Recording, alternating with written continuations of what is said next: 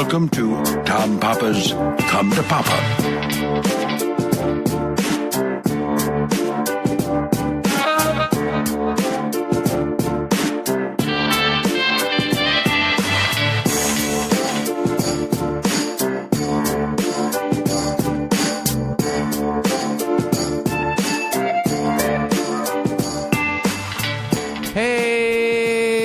Everybody, welcome to another edition of Come to Papa, your favorite podcast among all the other podcasts. We are back. We are together. We are in the same building. The giant run of promos and war zones and 4th of July regalia has finally come to a close. And here we sit. Good to see you, Paul. Good to see you, Tom. It's been quite a journey for both of us. We have a lot to talk about. Paul is back from his USO tour of entertaining the troops. I am back from my book tour, entertaining the readers. Bella's back. Bella was away for 2 weeks. Oh, yeah? Bella was on a farm, and she was at some other guy's house. Bowser has a new family. Oh, yeah? The cat escaped while we were away, and a new family was feeding him and living with him and sending pictures of this mysterious cat. The kids fell in love with it. His name is Kit Kat when he's over there. So it's been a crazy, crazy, crazy couple of months. Thank you for our patience. We took last week off. And now we're back in full swing. We still have a bunch of tour dates coming up. It is not really over. It never really is. I will be at the Montreal Comedy Festival. I'm coming up to Beverly, Massachusetts and New Hampshire next week. Bunch of dates in August.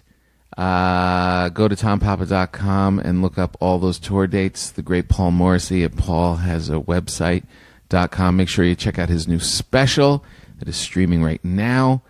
And your book. Oh, well, yeah. Well, we'll get to the book. The book was selling like hotcakes. Everybody thinks it's a great summer read. And that's very exciting. We're still bringing the book around. We're still doing a couple events for that. And the bread show, we've got announcements about that coming out on Labor Day. We're going to be recording with a special guest next week. But I was just spacing on something. There was something else. Oh, and make sure you subscribe. As you know, Come to Papa is commercial free, and our subscribers help support the show. You can go to patreon.com. That is patreon.com/ComeToPapa, and you can pledge your support for the Come to Papa show and get additional content, which includes an additional podcast and more stuff that Paul posts online and all those nice treats. And it is, as long as we can keep advertisers away, I think it's pretty worth it. Yeah, 2 episodes a week. We had a bunch of people in Phoenix that were listeners, so it's always good to hear from everybody. Yeah, exactly. Yeah, this tour has been a lot of fun. Ran into a lot of people. People were coming up asking about the great Bella.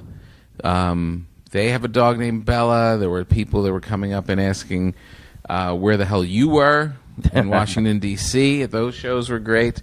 But I guess let's start with the book tour. It was great, and I thank you all for your support. Thank you for coming out. If you haven't bought a book yet, you should, because we want to keep it going. Your Dad Stole My Rake, available on Amazon. If you have bought a book, and we have thousands of listeners to this podcast, and I only have 23 reviews on Amazon. I know it's a pain in the ass, but go on Amazon and just say how much you liked it. All 5-star reviews. People love it, which is an amazing thing. It's been so exciting and gratifying that people actually are enjoying the book, and we're in our 3rd printing of the book, which is really great. You know, when you do a book, they don't think you're going to sell anything at first. Yeah. So they hedge their bets, and they only print some, and then we ran out. We literally watched on Amazon. It was down to like 2 books, and then it was sold out for a bit.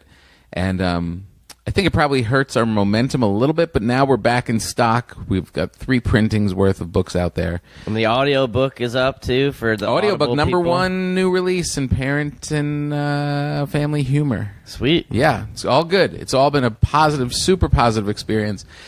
The best part has been going out after the shows, signing the books, meeting all the people from the podcast, meeting all the people from fans of the stand-up, and that was really fun, I have to say. A lot of times we do these shows and we're doing, 2 shows a night, an hour and something, an hour and a half of show each night, each show, and then you're exhausted and got to gear up for the next one as the people are dumping out and coming in. Right. So usually we just lay on the ground in the green room and try and eat some nachos before the next show. This made us go out in between the shows and got to see all the people, met all these great people in Portland, all these amazing people in D.C., great people in Phoenix and Salt Lake City. They really came out in force. We sold that place out like immediately. Yeah. And it really makes you realize we've got to come to these places more often, because there's been some markets like Phoenix and Portland where we don't get to go that often. Yes. And there's other places that are Oklahoma and Boise and all these other places. Florida keeps begging for us to come back. So the tour marches on. But I have to say, we've been talking about this book for a long time. It was a lot of fun writing it, and now we're we're past the peak of promotion, where I was on a plane, I think, every day. Yeah. For I think 2-3 weeks, something like that. That's why I didn't know where you were yesterday. I was like, Yeah. Are you leaving again? Or are you I coming know. back? I am leaving tomorrow, actually, but we got to come in and hold on a second. We got to have last week was some downtime after it was all said and done. I did see one book on the beach, which was very exciting. Oh, nice. And then we just got to hang out at the beach all at Long Beach Island for a week, which was so nice. But when you work that much and you're traveling that much, your head is still kind of bouncing and busy. I think it would take 2-week vacation for me to feel like I was actually away. Especially the Jersey Shore. It doesn't seem that relaxing to me. No, you haven't been to Long Beach Island. Yeah? Yes, it's so chill. It is so mellow. It's very family. You just get up, you put your lotion on, you stumble down to the beach, and you just sit. Oh, that's good. The water was amazingly warm for this time of year. Great sandbars. Everybody got to eat some good food and hang out. It was very much a full summer thing. Great family. The kids got to hang out with all their cousins. It was definitely good. I know that the vacation did work at the end, because that bag next to you that has my whole career in it, everything I've ever written, everything on my laptop, is the most important. I mean, and I left without it. Oh, nice. I literally was like, my brain must have completely shut off. To leave that is like leaving my head behind. And thankfully, I got a call only 10 minutes out. Had a bit of a rush yesterday at the final stages to come back, where I had to get to JFK with a rental car and a family of 6, because I brought my nephews out with me. Yeah, I was going to say, that's how you know it was a good vacation, when you brought people back with you. Yeah, I've got my 2 nephews here living the California life for the next week. And it was one of those very big dad moments of ran into traffic jam after traffic jam, left myself like 4 hours to get there. Yeah. And literally was, you got to check your bags an hour before the latest. Yeah. And I am literally pulling up with 2 minutes to spare, dumping the bags, dumping the people, and then having to bring the rental car back and get back. That's crazy. It was a very big dad moment. I almost thought about just leaving the car on the side of the road and just calling them and saying, I'm sorry, I didn't make it. But the great people at Hertz, I pulled in, and after making a couple mistakes, even in that process, the guys said as long as I gave him a good review online, he would give me a ride right back to the airport. Yeah, that's the good thing that they do now. Did not know they did that. Yeah. What you can do it lifesaver. before, but sometimes, like, if you are running late, the dude will just be like, hey, we have somebody that can take you. Yeah, a courtesy ride. Oh, my God, it was a lifesaver. Yeah, and those guys want to get out of there, too. They're like, Totally. need to get out of the shop for a little bit. And then I was in a situation of I have no cash on me. I'm tapped. It's the end. I'm limping across the finish line. I got no cash, not even $1. Just cards at this point. And this man's giving me a ride back. Now, you want to tip him? I have no tip money. But I am giving him a stellar review on Hertz.com, whatever that is, and with his name, and he's filling me in. And there was a beat at the end like he thought that maybe the survey wasn't enough. I got that little vibe. Oh, I thought you gave him a book. I thought that was... I wish I had one. I would have. No, I had nothing. So, you probably, if you have it, you probably should tip in that moment.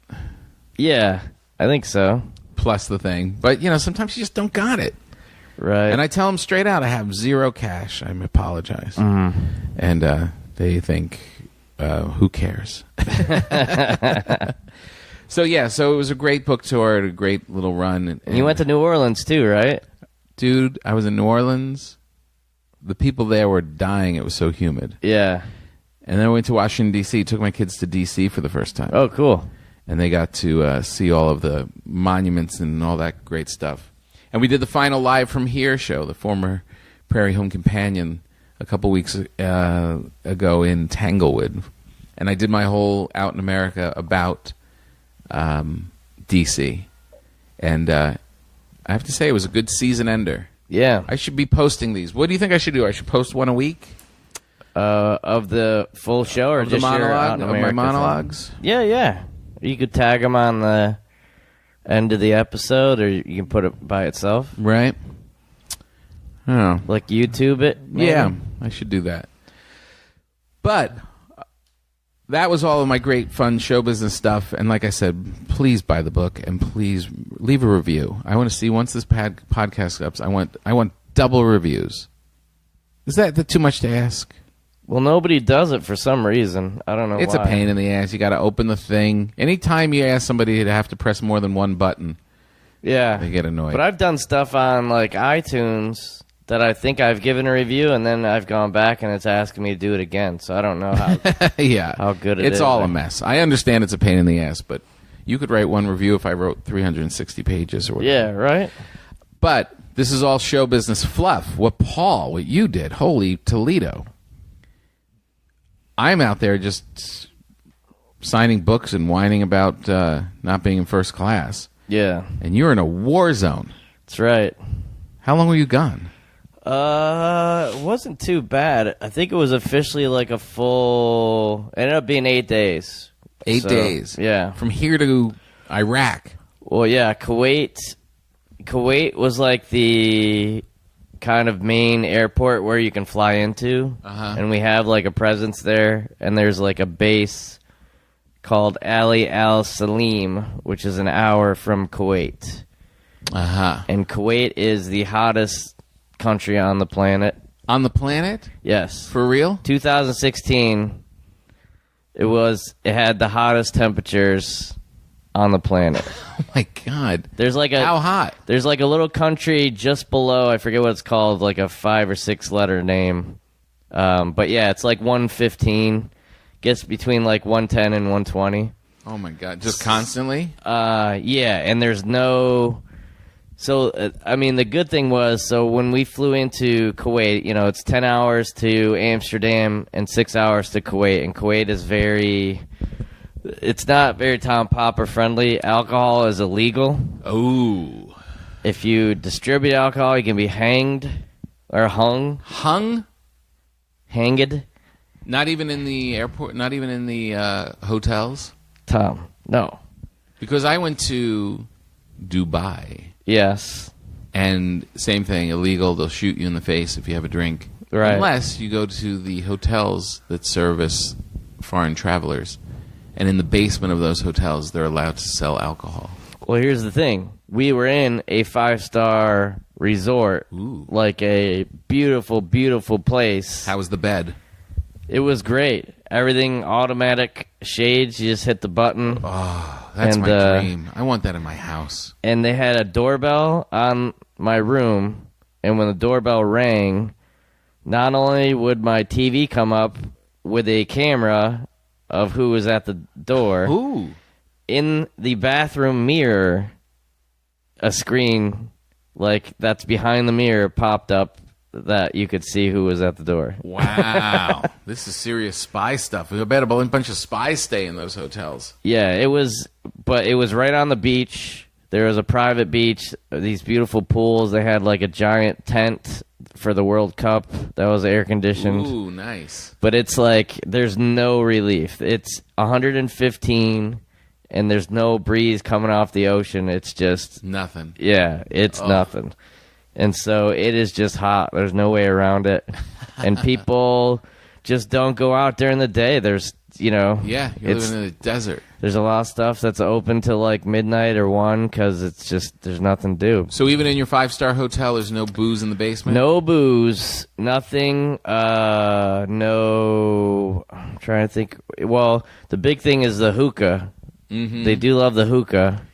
With all their flavored tobacco. And the sheiks do love smoking. Like as soon as those guys get outside, they just pull the cigarette right out. Well, yeah, because they don't have anything else. But yeah, it's and I guess here's the thing. I got to research a little bit more, but they said in the 60s, alcohol was legal, and it must have backfired so much that it's illegal. So it'd be interesting to figure out why.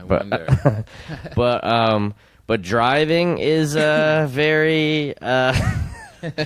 I think the speed limit is like 100 miles an hour or something. There's even no on side streets. There's no lanes on the highway. Oh my god. That's kind of a mess. No lanes on the highway? Nope. So that part is kind of a mess.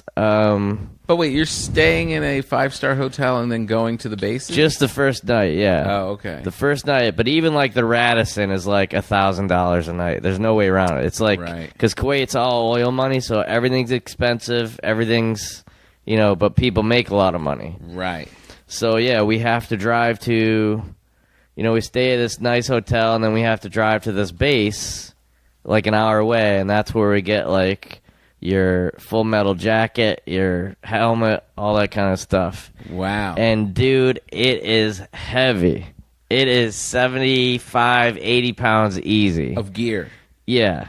And you cannot, like as a grown man in pretty good shape, like arm-wise, to watch somebody, to see somebody carry 2 of those with ease is like very, very impressive. Like we had one place where it was kind of like, it was called Embassy Air. It was kind of like a military commuter airline. Right. And there's like 3 of those like, mid-50s military dudes. And they were putting these gear bags through the metal detector. And we were going to help this guy. And he just grabbed 2 with each hand and just pulled them right through. And I was like, oh, that's man strength right there. Wow. That's Oh, man. So they give you like just a whole big duffel bag filled with it? Yeah, so I got a duffel bag with a helmet and your flak jacket, all that kind of stuff. So when you ride in the helicopters, you got to wear all that stuff. Because people are shooting at you? Did anyone shoot at you? Well, there's no windows. Right. So we had a gun right on the side. I saw your Instagram post of the guy shooting out of the thing. Yeah. Well, that's Were you under attack? No. We weren't under attack. They just have the gun ready, Right. At all times. It's pretty crazy. Did anyone try and kill Paul Morrissey while he was there? I don't think so, except for a bat did crap on my head during a show. A bat? Yeah. Like a flying bat? A flying bat twice. He took a dump on you? Yeah. While you were doing your show? While I was doing the show. He wasn't a fan of comedy? I guess not. He's used to having that pavilion by himself at 8 o'clock. So how many shows you did? You did 2 shows? Yeah, we did. There was, we were supposed to do, so Ali Al Salim is like the main thing in Kuwait, and a lot of people are there. There's a lot of like airplanes and all that kind of stuff, like storage. So there's, like, we flew back with a bunch of guys from Denmark that were stationed there. So like all countries from all over. So then you kind of go out from there. So where we were going was there was a Camp Taji, which was kind of outdoors. That was super hot. So all these places, like, you gotta have, they're basically like those little kind of cabins with like 2 beds, like a dorm room, and then just you need an air conditioning like full blast all the time. Oof. And you got your shower shoes. You go to the shower in the bathroom. You can't use any of the water. So that's and the other big thing is because it's so hot and because you can't, if you drink the water, there's like all these organisms in it that your body isn't used to, so you get sick. Ew. So there is bottled water everywhere for free. Right. Even in the stores, they just have a refrigerator of free bottled water on the every place that you go inside, every street corner. Wow. Even if it's like steaming hot, there's just a big pile of bottled water. So that was cool. And that's a place that like you feel it. Like you're like, I'm getting dehydrated. I got to drink. I need water. Yeah. So I probably drank more water than I've drank in like a year just in that week. Just to maintain. Yeah. What's crazy about that, like my kids run around with water bottles, like these metal water bottles. It's the big thing, in L.A., and it's starting to spread. You have to try and stop the giant island of plastic garbage in the oceans. And then you think about that, like there must be millions a day. Yeah. It's like, so how's my walking around with a little metal thing with my water in it? Yeah. It's like, is it a battle we could ever win? I don't know. I mean, the thing is, like, just you can't imagine like just being there without modern technology. Like even before air conditioning, how did you even? Yeah. It's insane. I bet we probably wanted to go to war there earlier and couldn't because it was too hot. And then once the air was done, it was like, yeah, we might as well. Now we can do it. So wait, so you're in Kuwait, and then where's the base that you're sleeping within your shower shoes? Like an hour away. That's Ali Al Salim. We spent a night there. That's still in Kuwait, and then we go to. You get in the aircrafts are a C-130, which is like kind of a. Just cargo net seats and all that kind of stuff. And the first flight that we did was, and Kuwait is hotter than Iraq. So that first flight took an hour to leave. So everyone's just in this, they call it the toaster, the C-130. So everyone's just sweating like crazy. They're handing out bottles of water like during the thing. I mean, these guys are like pros. That's the one thing that you do take away is like these guys are amazing. Like even the flight, there's like 5 pilots that they're all on it. They know what's going on. They're all dialed in. Yeah, it's because it's all dust. Like that's what one of the guys like. This is like the armpit of the world. It's just there's dust storms and it's 115 degrees and it's the desert. And to even fly in that kind of stuff, I mean, you really have to be on it. So how many troops are there? I don't know. I was trying to get a feel for it. I thought kind of, I was guessing that most of these would be like main camps. Like there's a place that we went to called Erbil, like Erbil, and that had like a ton of coalition troops. That was like. It was part of Kurdistan. The Kurds are there. So basically what happened was ISIS was there. Right. And there's all these like skyscrapers, everything. They just immediately stopped building them and just left. So they like abandoned. When ISIS came in? Oh, yeah. Or ISIS was building them? When ISIS came in, everyone was just afraid and got out. Right. And so when the Americans came in and cleaned them out, like now they're starting to build again, and they're like waiting to see like how long the Americans are going to stay, and all the coalition troops are there too. So like we went to a mall. There's a family mall, and you can't go as a single guy. Like there has to be a woman with your group. Isn't that funny? Really? Why? Because you could be. They don't want trouble? any bachelors, no hanky panky going on, and they don't want any. Is it because a single man is more likely to blow stuff up? Well, it's all about like no. It's all like just protecting like the females, the social order. Yeah, so you just can't go in as a flirting man? Because women aren't allowed to, their eyes can only show when they're outside the house. Right. So it's like very, like even a man looking at them is kind of like offensive. Like I tried to not look at any of the women that were. Did they tell you to do that? In the garb. I wasn't told directly, but the guy was telling me like that is the thing. There's just family malls so there's not. It's not like your high school mall pickup place. That's what I mean? Amazing. Isn't that funny?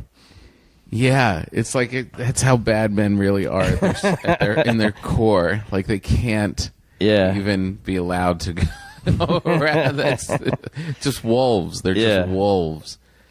That's amazing. So your first one. So you did shows in both one location. The first one was Camp Taji, which was like. That one was like we even the place that they put us in, like the air conditioning didn't work in like the first two, and they're like, we can't even have you here. Like we have to find one that works because you can't make it without it. Jeez. So, but yeah, we met. There's a big platoon from New Orleans that they were there. It's a lot of National Guard people. Even when I posted something on Facebook, and a neighbor, one of the kids I grew up with. He was in the National Guard. He flies these C-130s. And again, someone from your hometown. Isn't that crazy? Everywhere you go in the world, there's people from your school. It's nuts, man. It's so funny. And, he was like, hey, are you doing a show here? Blah, blah, blah, that kind of stuff. And so this one was actually cool. But there was a coffee shop. It was called Something Green. Uh-huh. And everyone went there. Like, that was the big place everyone went. Nice. Everyone drank coffee. Everyone drank water. I like that. And then there was a place called The Reef, which was like the on-campus little dining thing. And like a couple guys got Iraqi omelets and kebabs and all that kind of stuff. What did you eat? What was your favorite thing to eat? We had shawarma and kebabs, and there was a place that made this great naan bread. Ooh. It was so crazy. So good. They gave us like 8 baskets for like 4 people. They just kept like loading it up, and I was like, that never would happen. Good stuff. In the U.S. Did they put za'atar on it? What spice? They gave us a bunch of little. I didn't try it though. Yeah, it was like. So they just gave you the flat naan bread. Well, but it was like toasted though, and it seemed to like not last very long either. Like it was warm and like super fresh, and then even by the time we were done eating, it seemed like it was getting kind of like crispy. Oh, that's funny. But yeah, so and then we ate at the DFAC is like the Army kind of cafeteria. So the one in Erbil was awesome. Like they even had like. It's funny, they had, like, you know, how your dining hall would do, like, Italian Day or something. Yeah. Like, they had their little pasta corner, but there's, like, Italian troops there. Right. So I'm like, I wonder if these guys are, like, offended or if they actually eat there. But they got, Fruit Loops, Pop-Tarts, all that grab-and-go stuff. God. It's really funny how much stuff they actually have. Are you smuggling snacks back to your bunk? Well, they tell you, like, they had a bunch of Gatorade packets that you could bring. Yeah. What else did I bring? Like, they had Pop-Tarts. I tried to pack well. I actually packed pretty well. Yeah.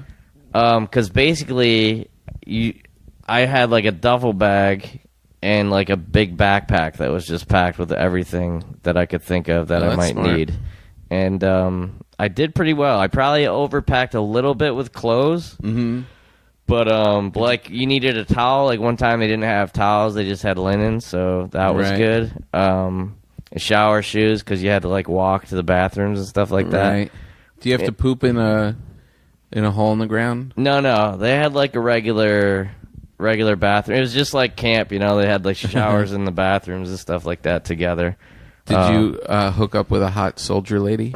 No. They were like, that was also very impressive. Like every woman there was like I said, those things are 80 pounds and they're all carrying those and walking around. And like, not that I didn't have like respect for or expect that women could do it, but it was like, wow, this is pretty crazy that they're doing everything that the guys are, you know? So did that make them seem sexier to you? It was very no. It was very like it was very uniform. Like everyone just seemed like asexual, kind of. Right. You know, like that was the other. Like porn sites are blocked by the government. There's no alcohol. It's like It's like monk living. Even for our soldiers. Yeah. Wow. That's good. And then. So then now what's the vibe there now? ISIS has been driven out. Well, that's what Erbil is way north, and that's kind of the closest thing to like Syria.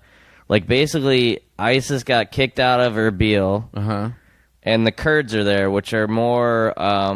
They're not as religious, so they're kind of more westernized, and they like having the Americans there because they feel like if we leave, then they just will come back. Yeah, and so they kicked ISIS out. Yeah, I was reading a thing yesterday that ISIS is really diminished and stuff, but the threat of terrorism is even higher now because they're just everything's so fractured and they're kind of all over the place. But that base of ISIS is gone. Well, like. Syria has that Assad guy who's kind of like big troublemaker. Yeah, but he's on our side as far as ISIS. So basically, like Assad, the Russians, and us, all the coalition people, are all fighting ISIS, and we're pushing them up like to Syria, almost to like Turkey, and they're in this little small place now. Right. So that's the only thing that everyone's looking to is like, well, what happens when we wipe them out? Who takes control? Do we leave and the Russians start taking control, or does Iran. Assad do something crazy? Or so we're on Assad's side, getting as far rid as of ISIS, yeah. But then we're supporting the revolutionaries who are trying to take Assad out. I guess they don't publicize that part as much. It's more about just let's fight ISIS first and then worry about the rest of the stuff. But it's kind of getting to that time where they're going to have to worry about the rest of it. But it's like, Erbil was like tons of Canadians came to the show. There was a bunch of British dudes, Denmark, Belgium, Germany. Like, everybody was there. Everybody's there. And that's why, like, God, isn't it crazy that there's this one group that just has get the whole world. I guess that's the way it always goes, right? Yeah. Well, it made me feel good, though, because, like, when you see stuff on the news or see, like, if the president, criticizes this country or that country, it's like, well, they're all eating in the same cafeteria right now. Like, there was 2 girls that just came from Australia to this Camp Taji place, and they came to the show, and they're like, oh, yeah, we just got here, and so it's like, wow, this is like really a world kind of universal thing. So it kind of make you feel better about that. That's pretty cool. Yeah. And we went to that place, and then Erbil was like the northernmost place, and that's where we almost kind of got stuck. Right. So we did a show like in a nice cafe, and we were there for the 4th of July. They did fireworks for the first time. Oh, nice. They had like sparkling grape juice. Hot dogs? Yeah, they definitely have hot dogs. That's good. There was an arm wrestling. I wouldn't go if there were no hot dogs. There was an arm wrestling tournament. These dudes were beasts, man. These guys, yeah. It was like they had like a guy who was the champ, and these guys were coming out of the wood. There's some big dudes, man. Did he defend his title? The guy ended up winning. I don't know how, but yeah, there's a couple dudes. They all look like NFL linemen, just huge arms and just jacked. Yeah, it was great. And the Atlanta Falcons were just there, too, which was kind of cool. Like the coach and the CEO and a couple cheerleaders and the kicker. Wow. So that was kind of impressive that they would go, because that's not easy to get there. So do you get a feeling like that that morale is... What's morale like there? I think it's tough in general just to be there. Like, I think they feel like they're doing good, obviously, because like even that place wouldn't exist like a year and a half ago. Yeah. But it's just like, now they're building more buildings, and it seems like it's going to be a more permanent thing. Yeah. But most of these guys, like especially in the Kuwait base, like these are all guys. Even the guy from my neighborhood, he's like a National Guard guy. Right. He's not a young kid, so he gets pulled back to do 60, 90 days, and then go back to his regular life. So I'm sure it's not. So they'll probably just build permanent bases there, and we'll just always have some kind of a presence. Well, here's a funny thing is, so in the when we get to the airport, right, they're unloading us, and it's not really an airport. It's just all dudes with machine guns. Like, you just feel you've never felt less manly than like getting off a plane with like a duffel bag, and like, there's just all dudes with like knives and machine guns and everything. Hardcore. And so everyone's just getting there. We're getting the briefing that all the soldiers are getting. Like, here's this, here's the threat, here's what you do with your weapons. This, you can do this, and that. And then, the stuff like this always sticks in my head, but they said, and one last thing, there's a few stores and they're like, amazing massage, formerly Natural Health Center. You're not allowed to go there. It's basically like a happy ending place. Oh, really? And so they're like, no personnel is allowed at Amazing Massage, formerly known as Natural Health Center, even though it's under new management. Still Isn't same that place. funny? And no matter how much it's cleaned up and so strict and all the rest of it, still the happy massage place still finds a way yeah. to stay in business. So we do the show, and the other comedians go, and then I'm closing the show, and like the Colonel and everybody's there, and it's a really fun night, and so I kind of took a risk, and I was just like, hey, I just want to thank everybody here for having us, the Colonel, everyone, and I especially want to thank the people at Amazing Massage, formerly the Natural Health Center.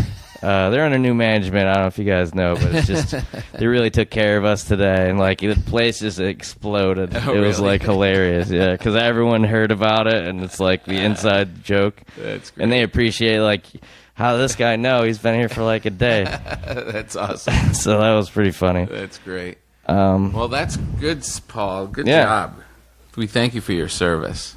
Thank you, sir. Yeah, it was. I'd never done anything like that, so that was. I was with people that had already done it, so that was a good thing. But yeah, Black Hawk helicopters and the flak jacket, walking around with 80 pounds on you and the helmet. Amazing. Yeah, it's pretty awesome. So cool.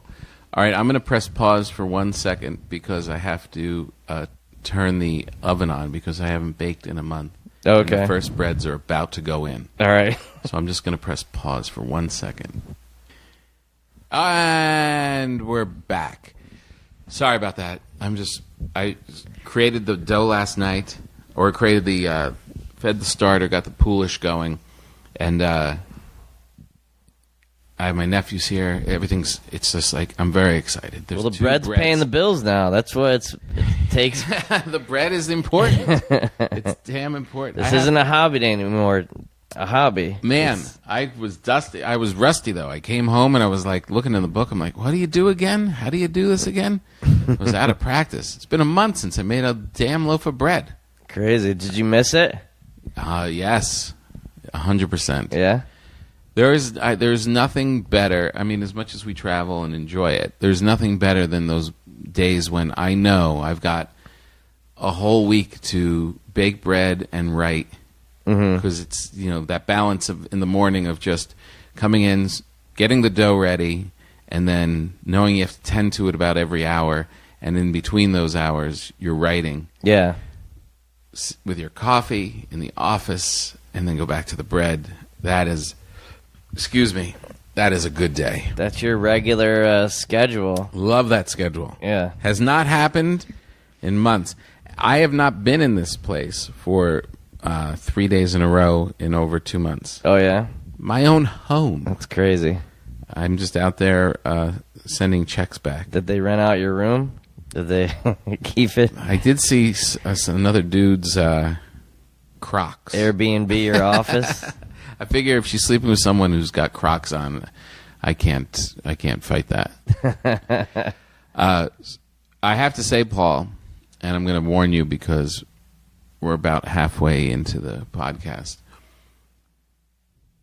More than 2 people said that you were wrong and that we have to keep the joke segment going on the podcast. I didn't say anything either way. Well, according to them, they say you're poo-pooing the joke segment. No, it just gets sprung on me. I don't feel like I do enough homework to... Well, that's why I'm giving you a little warning before we get to the Okay. end of the show that there will be some jokes told, some horrible jokes told before the end of this podcast. Yeah, well, the one thing I was going to tell you, have you gotten better at flying and airport stuff, or does it get worse the more that you do it? Better as far as my attitude or my skill? Just in general. I mean, I was getting really stressed out about just like all the airport BS and like seats and all that kind of stuff, and then just flying this way a few times, I was like, well, this is gonna be easy now that I can just fly commercial. Yeah, be no problem with no flak jacket on. You know, and then I do a 10-hour flight, and it's still. I mean, people are just hellish on top of each other. It's just it's no way to travel. It's rough. It's definitely rough. If I can, I have to say though, my skill level is high. My skill of getting through security, timing of things, all of that is at its I'm at prime time. So I'm able to make travel easier. I'm able to book on the flights. Like if I'm in coach, I know I want to be in the front seat on the aisle. That's a big relief. All of that stuff, whatever advantage I can take advantage of, I am, and it's become okay. And yesterday we were flying back from New York with the whole family, so we had a whole row and a half.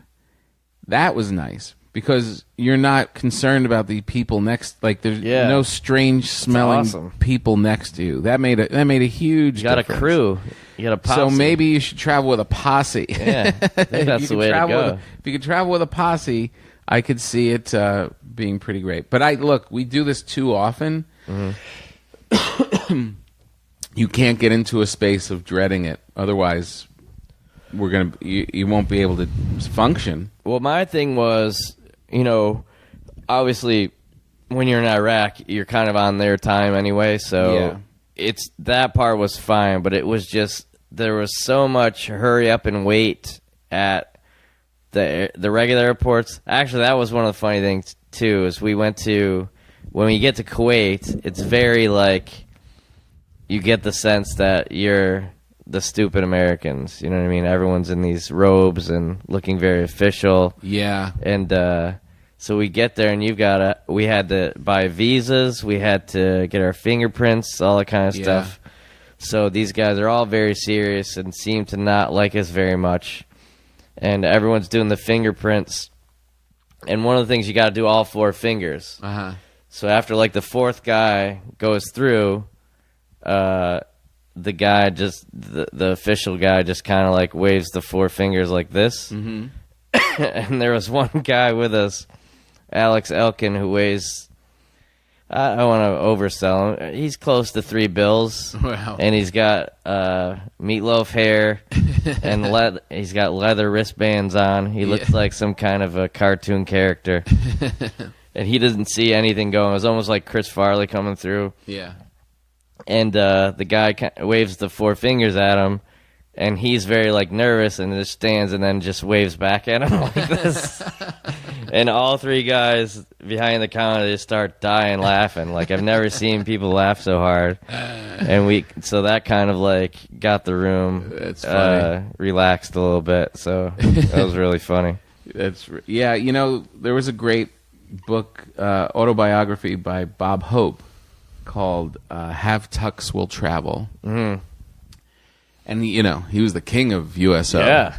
And I read it pretty early on in my career, and it's kind of like an example of what you're talking about. Like his perspective on traveling and flying and fear of flying and all that was so diminished because he traveled so much with the military into these crazy places. Yeah. That it really made you realize, because he did it so much, air travel wasn't so precious, and it wasn't a big deal, and it wasn't like he had to, you know, I'm sure, you know, he has an airport named after him, right? And there was a time when, you know, you're Bob Hope, I'm sure he was traveling in a sweet way when he was going commercial, whatever. But his attitude was just like, throw me in the back of a cargo thing, throw me into this. He's had all these near-death experiences on these flights and stuff, and it was just like, it wasn't a big deal in his mind. It was just, there's a gig, I got to get to the gig, whatever I got to do to get to the gig. Yeah. And I carry that example in my head a lot. Right. Like, tomorrow I've got to go to Tahoe for one night for one show and then right back. And my little petulant, spoiled head is like, I know when I get down to the airport, it's going to be that LAX is ruined right now because of Uber and Lyft. Yeah, and yeah. You can't get around the horse. You can't, once you get to the terminal, you can get there in like 20 minutes, and then it's going to take you an hour to get around the horseshoe to get dropped off at your thing. Right. All the drivers are freaked out. They don't know what to do. They're all trying to find different ways. It's a point of stress for sure. And that is the only, like, if I could clean that part out of my head, I'd be okay. Right. And I'm like, I'm not even going to pack until tomorrow. I'll just got to go and do the Bob Hope approach and just go do it. But then there's like a little party that knows what part's going to be a pain in the ass. Right. And for the whole day before, I carried around in my head like, oh, how are we going to get through that? Yeah, that's what I'm trying to get better at. Because obviously, especially going over there, it was so great to, you meet everybody, and they're always like, I'm from this town, and I'm trying to think of like some place that we've been to recently, but they all think that like, oh, you won't know what this is. It's like, oh no, we were just there at this place, we ate at this restaurant, and like, oh man, that's crazy, you know that. And it's so cool to like connect with all those people there. Yeah. And everyone was so nice. So to complain about any of that stuff, because they're also working the whole day. Like, I'm just going there to do a show, and I'm stressed out just getting place to place without even have to worry about getting shot at or anything, Yeah, exactly. But, we all have our thing, and it's like, you're doing a big thing. You're traveling all these time zones. You're not trained. You're in worse shape than they are, physically, mentally. It's like, it is a big deal, But you're right. A lot of life is perspective, and it's like, all right, you see what these people are going through. I'm fine. You know what I mean? I mean, even yesterday flying with the family, it's like I'm in coach. I'm going to be, I've traveled so much that if I can, like I said, if I can make it easier, great. And then you get this thing in your head like, I can't be in coach. Oh my God, I'm going to be in coach. And then you're in coach. It's like, it's fine. It's just fine.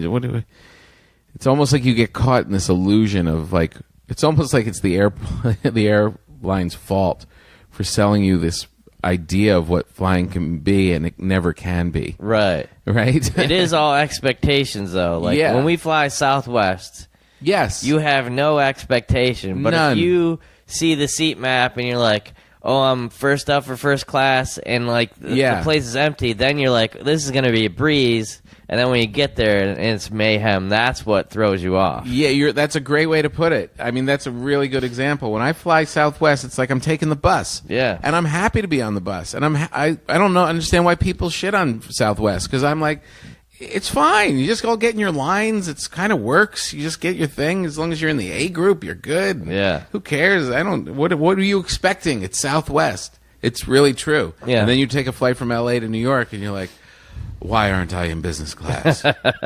And I was first on the list, and now I'm here, and I'm fourth on the list because 3 people with more miles have knocked my ass down. Yeah. It's we're all spoiled. Well, I will say this, though, because the international thing is all about lounges. There's more lounges than gates in the international terminal, which I didn't even know about. And one of the guys has, like, some crazy American Express card. So he's like, I can get everybody in. So we spent, like, 40 minutes in this place just sitting there, drinking whatever we wanted, and just relaxing. And Big difference. Did so much just for, especially if you're going to fly 10 hours, A big difference. When you hustle and you get to the airport early, and now there's not one seat for you at the gate. Yeah. And you're going to be stuck with all these people just acting inappropriately. If you can get into that lounge and just sit there with an actual coffee cup, it and changes everything. $19 for a turkey sandwich. Yes. Yeah. It's basically saying you're not getting raped for an hour. If you can just be there and be in a safe space, you're in good shape. Yeah. But, it's also right now, summer travel. Yeah. All the families are out. Nobody travels more than once a year. They don't know what's going on. Right. This reminded me the flight going from Amsterdam to Kuwait, 6 hours. Mm-hmm. And I end up sitting next to this kid who might be like 8 years old. Uh-huh. So the flight attendant's talking to him, and then I'm like, oh, so where are you from? And he's like, oh, I live in San Clemente, which is like south of L.A., and like we picked up my sister, but then we missed our flight. Now my parents, like, we have to go. And I was like, oh, so do you know where you're going? And like, oh, I'm not really sure. That kind of thing. Yeah. This kid's on the flight for 6 hours, and I find out his parents were on the flight. They just were on another part of the plane for 6 hours. Never checked on this kid. Never said, would that ever happen to you? No. Just like, you're on your own, kid. My buddy just came back from a trip, and he said the whole trip was great. The one thing, because they had a long flight, he would have paid a little more money to have. He would have paid for economy plus and given up his business class, and upgraded his kids and met basically in the middle in economy plus, right, so they could all be together for the flight. Uh-huh. And I get that, because the flight is a big part of the thing. Yeah. And like to have your kids be in another part and just not be with them is kind of weird. Yeah, I mean, we're the three comedians. We're not sitting together, and we're all getting up and saying hello to each other. Right. And his parents didn't come there once. Yeah, but I always wonder about that. Like, I know people like get sent to like boarding school when they're in like 6th grade. And yeah. They're just treated like adults, like a super early age. And you just got to go off and do. Like, there was a guy I met doing this gig, and I met the guy's father who left home in Brooklyn when he was 13 and never came back. He just really went down to New Orleans, and 13 got a job. It sounds so crazy now, but you kind of can do it. Yeah. It's like, why not make them into little grown-ups right away, Well, it's like your job is to prepare them, so I guess you kind of decide at which age they're going to be able to do that. My nephew who's with me right now is like 22. Yeah. And he doesn't fly. I think the last time he flew was when he was 10 with me. Oh, really? Yeah. And he was meeting us at the airport, and the whole family was freaked out. How is he going to get through? How's he going to know he has an ID. Yeah. I'm like, at one point, I'm like, wait a minute. This is a man. Right. He'll figure it out. Can't Everybody baby him. stop texting him and let him get his ass to the gate. He's going to know what to do. Right. And if he doesn't, he'll learn it and figure it out and go to, you know what I mean? You could do that at 8. Yeah. And then the second flight, there's like this kid who played the cello. Like, the school played like some orchestra in Italy, and he plays the cello. He's in 9th grade, and his mom was all freaked out because they weren't sitting together. Right. And he's like, "You need your jacket, need this, need that." Yeah. He's just kind of like, "Come on, Mom." Right, leave me alone. And the cart comes through, and that was the great thing, is when you get to Amsterdam, that's Heineken country. That's what actually the flight. We're leaving from Kuwait, and there was 2 soldiers from Denmark that were sitting next to me. Yeah. And they'd been in this camp that's, really tough to go through, and they're like, yeah, they haven't drank in a month or something like that. And they're like, as soon as we get to the Amsterdam, they have the Heineken bar at the Amsterdam airport. I'm going to have like 20 of those. And then on the airline, they got free wine and Heineken. So nice. He grabbed a wine, and he's like, yeah, I need wine. It was like breakfast. I did a thing yesterday where I never really drink on planes unless I'm really like have finished something and am really just in a party mood. I normally don't, because it just dehydrates the hell out of you. Yeah, especially a long flight. Then you're like hung over in the middle. I know, right? Exactly. And I got 2 gin and tonics. It just sounded so refreshing after driving 3 hours to the airport and dropping the rental car, and I was just like, I wasn't stressed. I just felt like I deserve this summer beverage. Right. I deserve to drink a gin and tonic like an old waspy gentleman on a plane. And I had 2 of them. About an hour later, I decided I'm going to take a little nap. I all of a sudden kind of like get woken up by myself. Felt like crap. I was sweating. Got the sweats. I was nauseous. I was like spotty vision. I was like, stupid ass gin and tonics. If I just had the waters, I would have had a nice nap. Yeah. It's so stupid. It doesn't work. Gin doesn't work for me. I've never been. I had like a Heineken, but they were like, it's like those 8-ounce cans or something. Yeah. So it was just more of like. Actually, we did your thing at the end of the trip. We got there. We had like a nice dinner, and at one of the places, Lang, the female comedian, bought like 3 Cohibas. They had like a big pack. Nice. So even though it was 115 degrees, we had like this end of the week cigar. Nice. At this right on the beach right before we were gonna leave to go halfway through the world. Was it as good as it sounds? It was fun. It was like a good ending moment too, like an official ending, because everything else is so crazy. Like even at the end, it's like my Uber's here already. I gotta go upstairs, and it just gets nuts. Yeah. That's a great moment. That's when a cigar really makes sense. Yeah, like we did that one with Bill Burr. Like we did it at midnight on the last day of Montreal. When everyone's show's like, over. Yeah. We're all done. We've done a good job. Get a reward like a man. All right, Paul. As comedians, they a lot of times when we travel around, people always want to hear jokes. They never say that to me, They Tom. always say, "You're a comedian. Tell me a joke." And you normally don't tell them a joke, and then they tell you a joke, and it's awful. And there's a reason we don't carry these jokes around in our heads, because they're terrible. And we, as comedians, hopefully craft better material than what... And most importantly, we don't say them on stage either. No, but we do say them here on the podcast. The Come to Papa podcast, your favorite podcast among all the other podcasts. Thank you so much for listening. It's always a nice thing that you let us into your life during the week. And we're going to ruin it by telling you some funny jokes that aren't funny. It's amazing how many people have the same bad jokes. You would think that, like, if a joke is bad, people stop telling it. But it just seems that people spread it more the worse that it is. Like, every one of these websites has the same 10 horrible jokes. I know I've said it before, but I'm going to give Jay Leno a call. Because that man loves hearing and telling jokes. Yeah. And, they circle through. They were, they, rather than the internet, just spoken word, person to person, a joke will come up and it'll be like hot for a little bit, and then it falls out and some other joke takes its place. And Leno always had his pulse on the jokes. I'm going to write it down on my little to-do list. I think I still have his number. Okay. You want to start? I think you should start. Cause All right. I didn't do my homework. Some of these are dirty, some of them aren't. I apologize in advance. Okay. Why was the guitar teacher arrested? I don't know. For fingering a minor. Hey. Minor chord, Paul. Oh, I see. Minor chord. What's the difference between a tire and a 300... What's the difference between a tire and 365 used condoms? I don't know.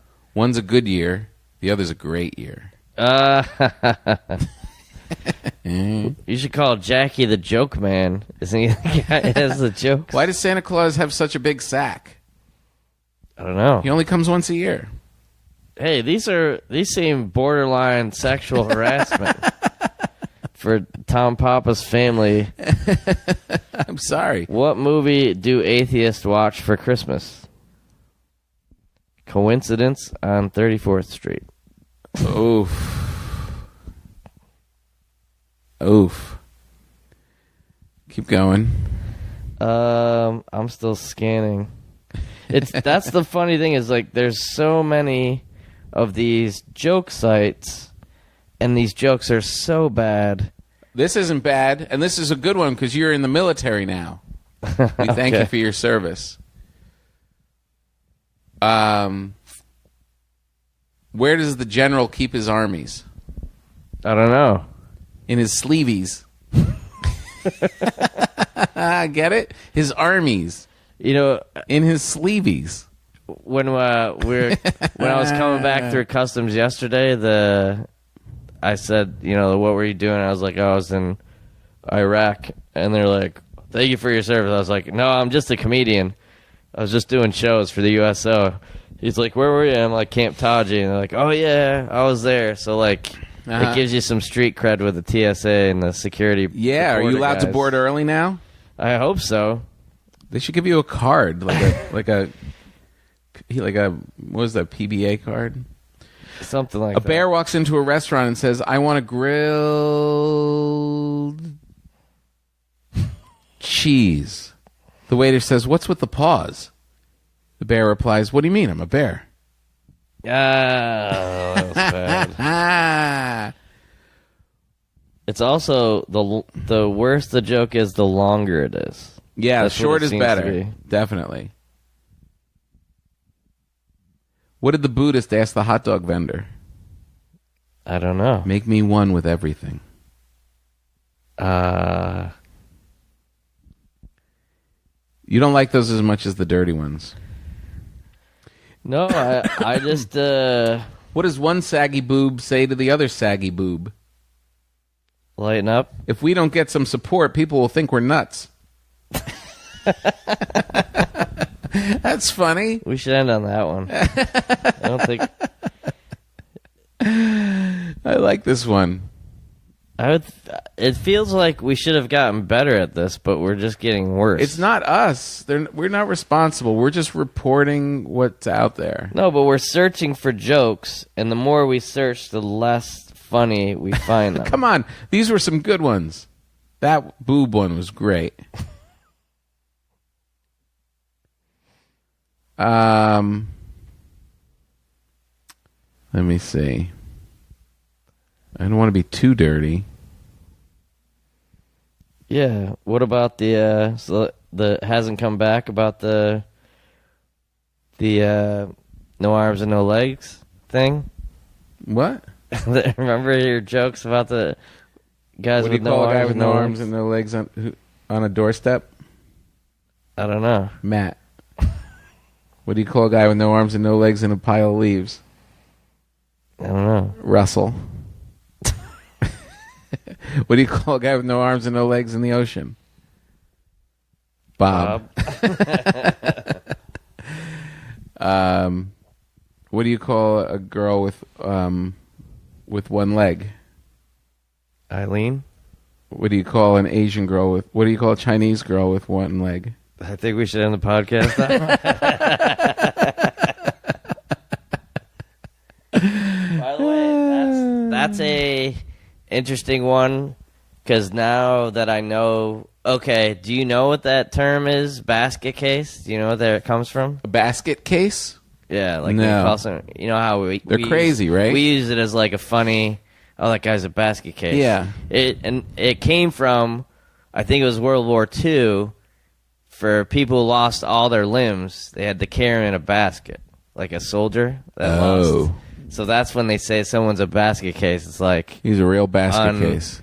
Yeah, there's like... Because he's been ripped apart by war. Yeah, and it's like one of the worst case. So that's why I don't know how it turned into being like a funny thing that we'd say, like, oh, she's a real basket case. Oh, boy. It's like, wow. It's better not to learn these things. Yes. But we turned it into something funny somehow. I don't know how. Just like But do you want to finish the Asian joke, or did you think you're going to lose your book deal?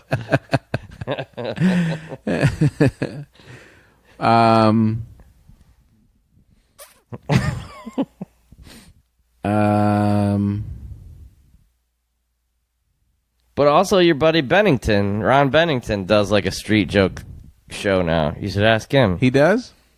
I think so. When does your thing airing yet? The Unmasked? Yes, it aired. How did the blonde die ice fishing? How did the blonde die while ice fishing? She was hit by the Zamboni. How does NASA organize a party?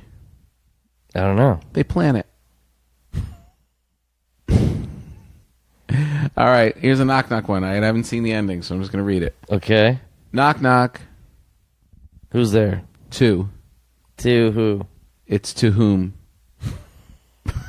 Oh, that's a bad one. There's the interrupting cow one. They're all the same. They're not all the same. We've had some good ones today.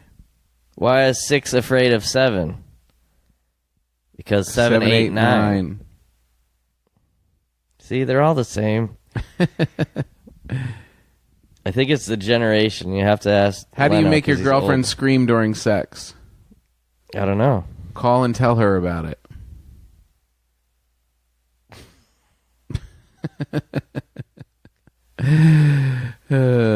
We have your next book.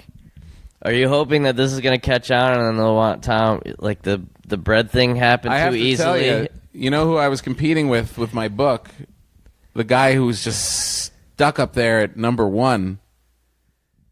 Some like the greatest dad jokes ever. Oh, really? Yeah.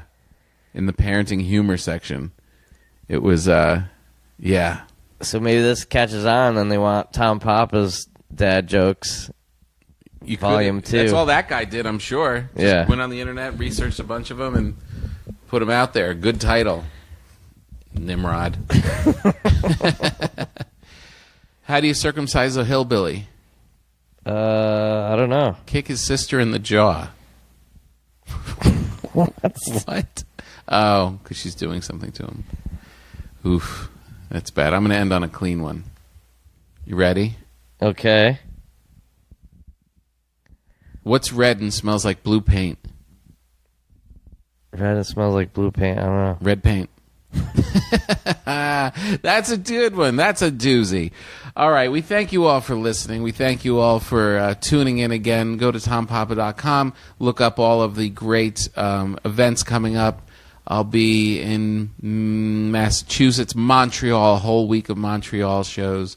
Nothing in Ireland, which is our favorite country, our biggest listenership outside of this country. We have to book something in Ireland. Yeah, we got to get there. Buy the book, Your Dad Stole My Rake and Other Family Dilemmas. If you haven't bought the book, or if you have bought the book, even if you haven't, go on Amazon and please write a review for me. It would be very helpful to keep the ball rolling on what has already been a successful run. Go to paulasawebsite.com, look up Paul's new special, look up his fancy stuff. We're all over the place. We're doing everything we can. You're our favorites. Enjoy your life.